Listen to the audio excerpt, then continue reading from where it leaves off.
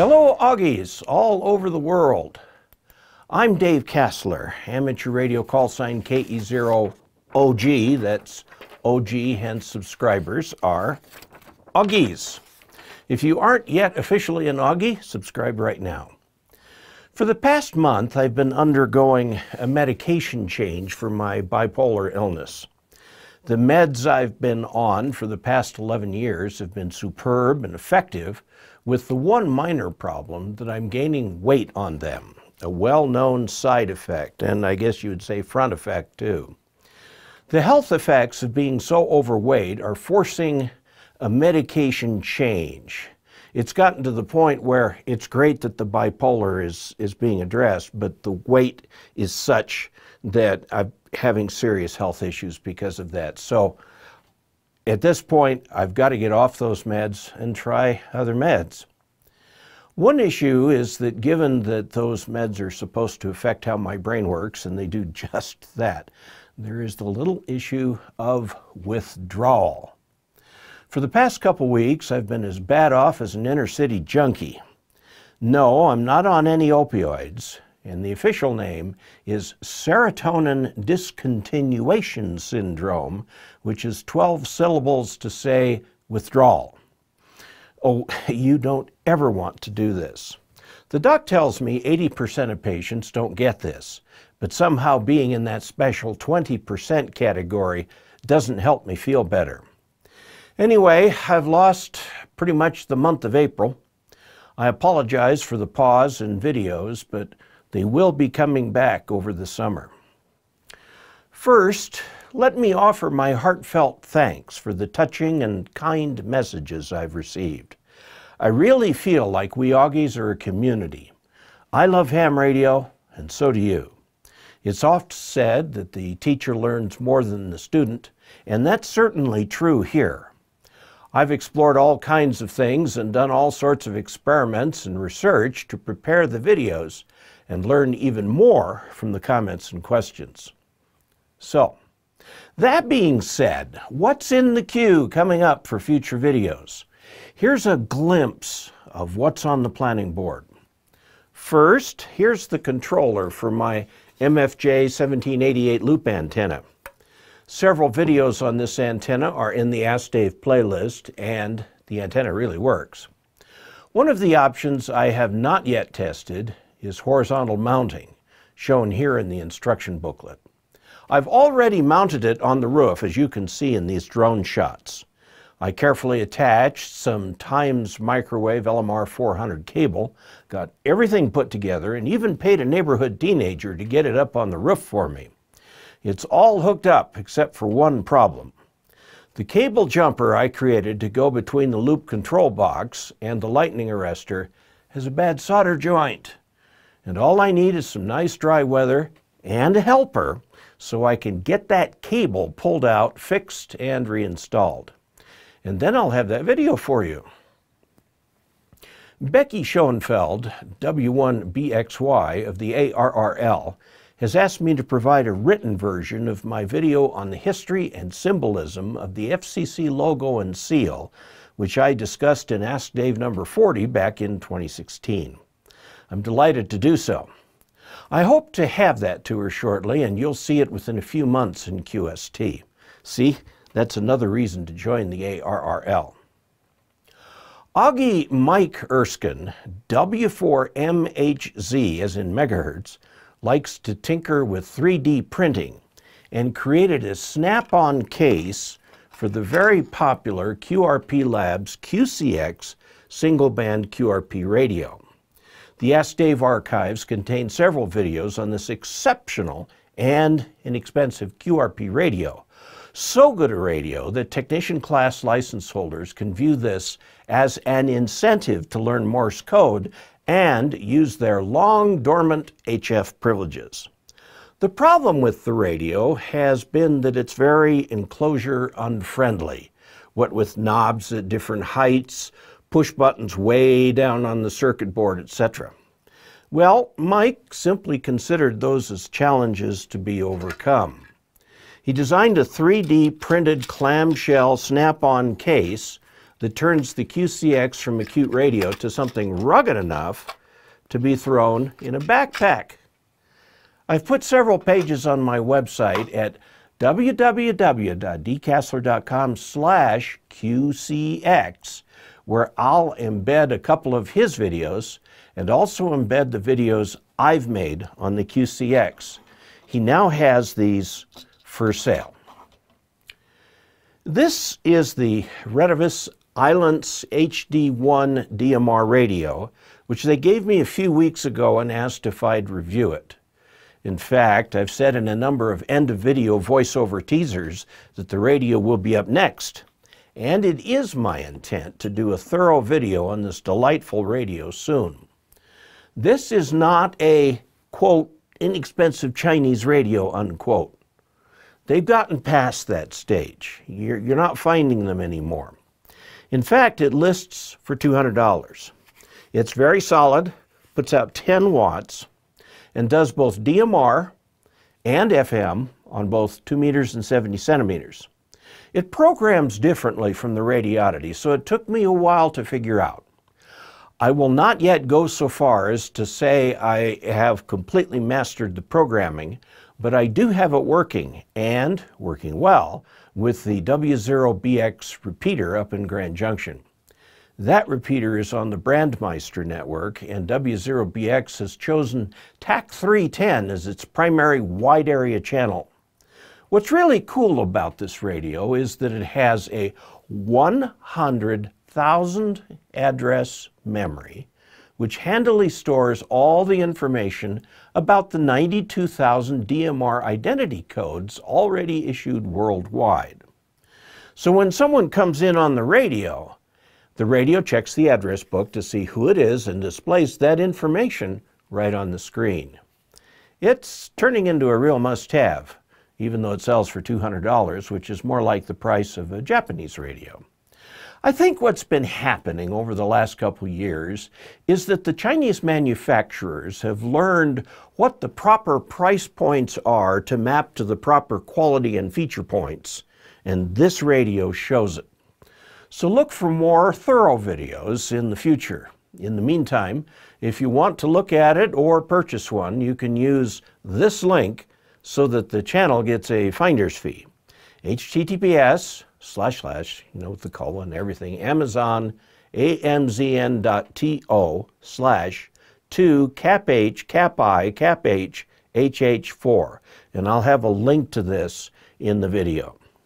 It's 10 watts, has GPS, comes with a programming cable that works with Windows 10, has free downloadable programming software, has an owner's manual that's backed up by additional online information, and is especially designed so that you can program it from the front panel, which makes it of particular interest to those using it for AUXCOM or ARES, where reprogramming sometimes must be done on the fly.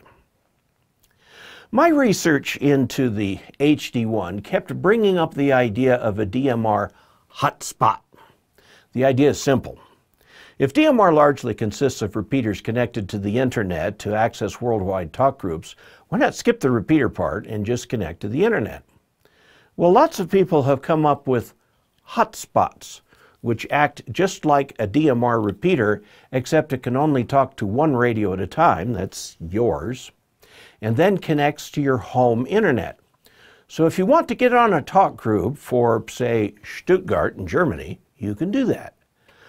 I used some channel funds to order an SRF OSP 1.1 433 open spot digital radio IP gateway from Sharkfin in nearby Tallinn, Estonia, and it came today. What's cool about this is you use your DMR radio with the hotspot, and you can connect to DMR talk groups around the world. What's even cooler is that you can also use this to interface to D-Star and System Fusion. Finally, one device that bridges the gap between the various incompatible amateur digital voice standards. I'm looking forward to reviewing this, and there's quite a few others like this out there. I'm looking forward to learning more about software-defined radio. There's just more good stuff all the time. I think we as an amateur radio community have gotten past the dongle stage for software-defined radio. It used to be that there wasn't anything between cheap dongle receivers and the extraordinarily expensive high-end transceivers, such as the Flex radio systems and now the new and very cool SDR ICOM rigs. Now we're starting to see companies such as SDR Play enter the market with the SDR Play RSP1A. The SDR Play is a real radio. I've done a few videos on it and will be doing more in the near future. True software-defined radio is amazing. Magic. I've received several cool jumper cables from Ray Nelson, N1MPD of MPD Digital, otherwise known as usacoax.com. He and I have spoken in some Ask Dave videos about the ins and outs of good coax and how to get good deals and good quality at the same time. He and I will be talking again about the many coax connectors available. Stay tuned to hear his take on UHF connectors, commonly known as PL259s in the USA, versus N connectors, held by many hams in the rest of the world to be the best connectors of all. That will be an interesting interview. I should point out that I've been acquiring some audio gear which should make interviews much easier. When I explained my audio mixing issues to folks at Sweetwater, which supplies the music industry, they suggested I acquire this cool 12-channel mixer, which I did with funds from the channel. It can handle both mono and stereo feeds without difficulty and can set levels properly for recording. This will make a big difference for Skype interviews and even for in-person interviews. Last summer was the summer of antennas, and we looked at lots of them, including modeling them with EasyNEC+. My recent video on rhombics has proven to be one of my most popular. Odd for something that's so big it's impossible for most people to construct. This summer may, and I repeat may hopefully, be the summer of the tower. I've never had a beam, though I've often wanted one, so we can look into what I might call later phase ham radio and move beyond wire antennas and verticals to see what happens with towers. We can all consult together on planning and zoning issues, finances, technical issues, antenna selection, construction, and so on. Putting up a tower is so complicated that the ARRL even wrote a book about it. I read the book, and while it looks like a daunting task, it also looks like it's something I can do, as long as I don't try to do it all by myself. There are so many options and so many decisions to be made, it's unreal. I've been toying with the idea for months, and yesterday spoke about it with the county planning director, so this could be an interesting summer. My key objective is to get a 20-meter beam up above the trees a little bit. We have mature pinyons and junipers, which top out about 35 feet, so this won't be something huge. I have also been dealing with some logistics issues having to do with the channel. I've asked all you Augies to send Ask Dave questions and to comment on videos, and you've done so. The problem now is reading everything and responding. So I will continue to address comments on videos that are on YouTube, though I can only get to it a couple days a week, so please forgive me if there's a momentary delay. Regarding the Ask Dave forms on my website, the form was initially designed for suggesting topics for upcoming videos.